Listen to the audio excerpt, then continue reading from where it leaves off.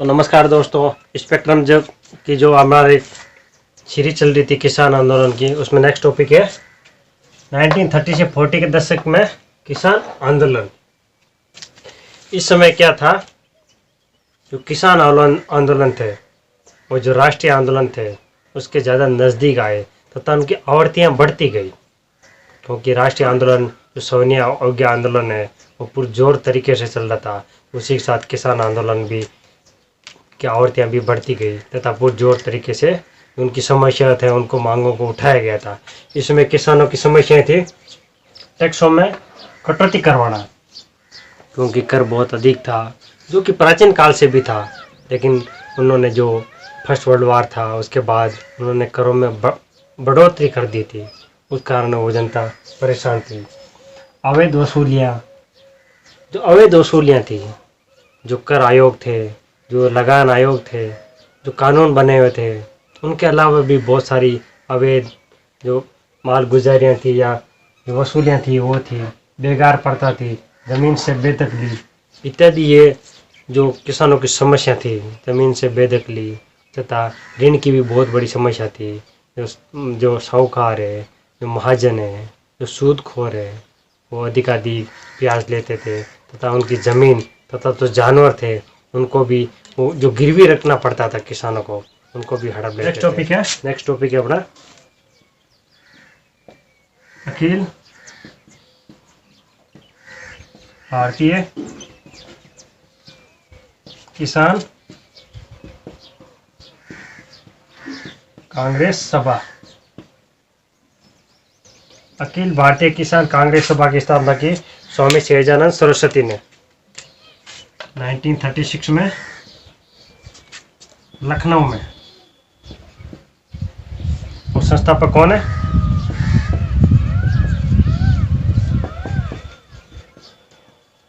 स्वामी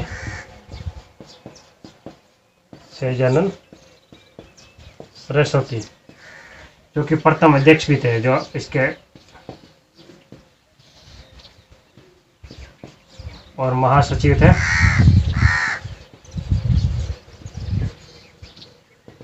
NG रंगा, जो कि आंध्र प्रदेश से संबंधित थे। जो 1938 का जो फेजपुर इनका सम्मेलन हुआ था अखिल भारतीय किसान कांग्रेस सभा का, जिसकी अध्यक्षता की एनजी रंगा ने, उसमें एक घोषणा पत्र जारी किया गया, क्योंकि 1937 में जो चुनाव आ रहे थे, 1936 में हुआ था ये, तो 1937 में जो चुनाव आ रहे थे प्रांतीय चुनाव, उसमें कांग्रेस भी चुनाव लड़ रही थी और अखिल भारतीय किसान कांग्रेस सभा ने एक घोषणा पत्र जारी किया। उसमें उनकी मांगे थी, पहली मांग थी किसान संगठनों को वैधता या मान्यता देना। दूसरा था राजस्व में कमी करना, और तीसरा था किसानों की सुरक्षा। जब 1937 में जो किसानों का अखिल भारतीय किसान कांग्रेस सभा थी, उसने मैनिफेस्टो जारी किया। उसी समय कांग्रेस ने भी अपना मैनिफेस्टो जारी किया। जो उस कांग्रेस का मैनिफेस्टो था, उसमें जो किसान कांग्रेस की अखिल भारतीय किसान कांग्रेस सभा का मैनिफेस्टो था, उसका बहुत बड़ा प्रभाव था। और अधिकांश किसानों में अधिकांश प्रांतों में जब कांग्रेस की सरकार आई तो किसानों की मांगें पूरी करने में उन्होंने महत्वपूर्ण कदम उठाए। नेक्स्ट टॉपिक में हम अलग से चर्चा करेंगे प्रांतीय सरकार के बारे में।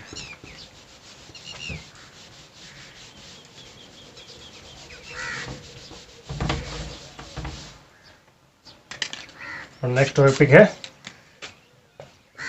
1937 से 39 तक कांग्रेसी सरकारें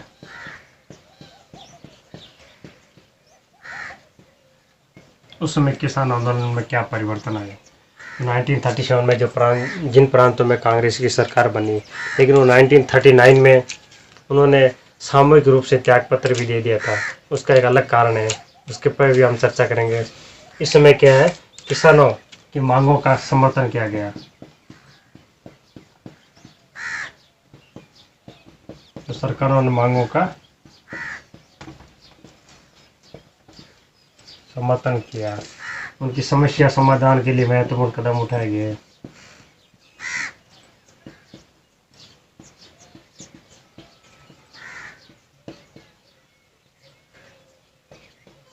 महत्वपूर्ण कदम उठाए गए कांग्रेसी सरकार के द्वारा। और नेक्स्ट है जनाधार बढ़ाया गया। अगले टॉपिक के तौर पे हम चर्चा करेंगे जो प्रांत थे उनमें किसान किस प्रकार से आंदोलन करते थे, तो उनका क्या स्वरूप था। सबसे पहले हम चर्चा करेंगे केरल। केरल का मैं एक पहले भी चर्चा किया, तो मोपला आंदोलन है।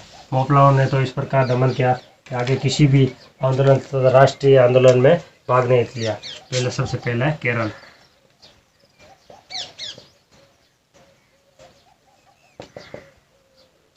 केरल में क्या है, इसमें जो अग्रिम वसूली थी,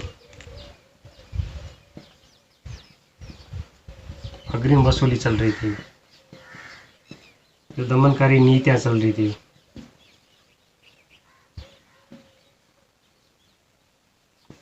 जो दमनकारी नीतियां थी किसानों के विरोध, जो सामंती वसूली थी, इसके खिलाफ किसानों ने क्या है, तो कृषक संघ है, कृषक संगम के रूप में संगठित होकर एक सशक्त आंदोलन चलाया। और उसकी एक जो तरीका था आंदोलन का, वो सबसे ज़्यादा लोकप्रिय हुआ। उसमें क्या था, किसान जत्थों के रूप में जो जमींदार थे उनके घरों में जाते थे तथा जो समस्या थी उसी समय उसका निपटारा किया जाता था। ये उस समय बहुत ही ज़्यादा जो तरीका था फेमस हुआ था। और किसानों ने 1938 में, केरल के किसानों ने 1938 में जो मालाबार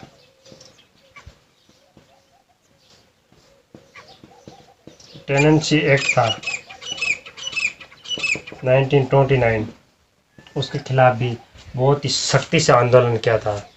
इस प्रकार यह था केरल का किसान आंदोलन। इसकी महत्वपूर्ण विशेषता थी कि वो जत्थों में जाके जो जमींदारों के घर पे जाके महापड़ाव करते थे तथा उसी समय जो प्रॉब्लम थी उसका समाधान करते थे। नेक्स्ट है अपना आंध्र प्रदेश।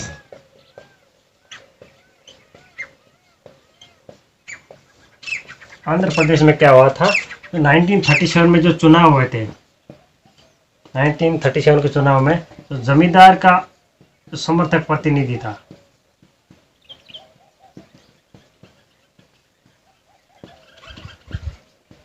उसकी हार हो गई चुनाव में। तो इस प्रकार किसानों का हौसला बढ़ा कि इनको हराया जा सकता है। तो उस समय उनके जो प्रमुख मांगे थी, ऋण से राहत देना, उनके विशेषाधिकारों को हटाना,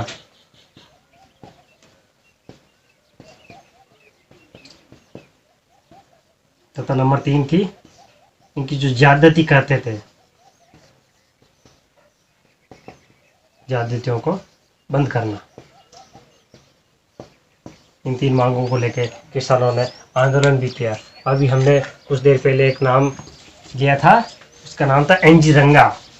उसने भारतीय किसान संस्थान की, भारतीय कृषक संस्थान की स्थापना की थी, एनजी रंगा।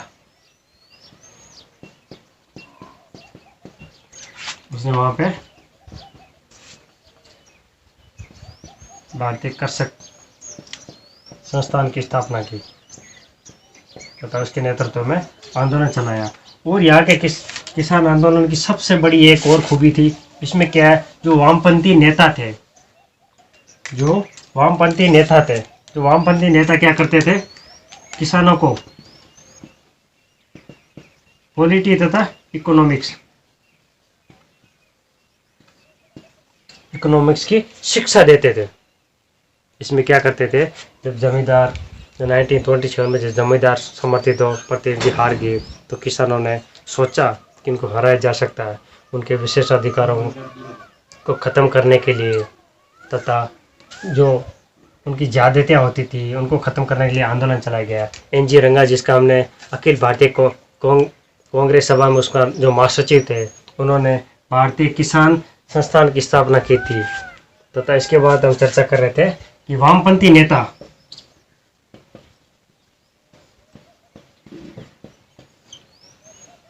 वो क्या है, ग्रीष्म स्कूलें थी, उसमें आकर के किसानों को पॉलिटिक्स, राजनीति शास्त्र और इकोनॉमिक शास्त्र की शिक्षाएं देते थे। इस प्रकार किसानों को जागरूक किया जाता था। नेक्स्ट में हम चर्चा करेंगे, यही टॉपिक आगे बढ़ाएंगे। नेक्स्ट वीडियो को देखते रहिए।